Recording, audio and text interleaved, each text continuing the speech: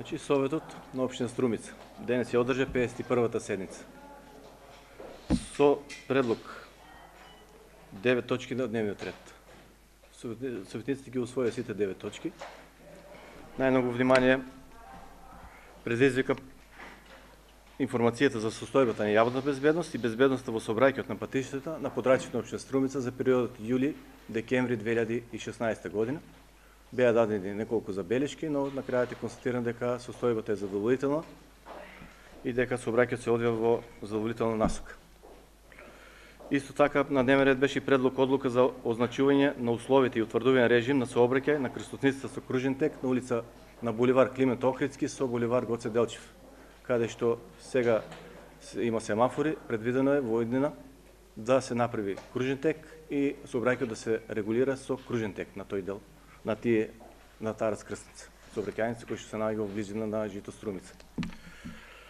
Таму има проблеми со сообраќајната сигнализација. Веруваме дека со кружниот тек ќе се воспостави поголем ред во сообраќајот и ќе има помалку сообраќајни несреќи кои што сме чести сведоци на исти.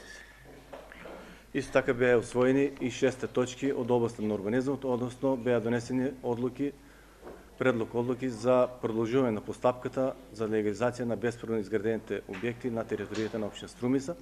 Беа изгласени сите, така што тие граѓани ќе можат да ја продолжат постапката за легализација на своите бесправно изградени објекти пред надлежниот орган, односно секторот за урбанизам при општина Струмица.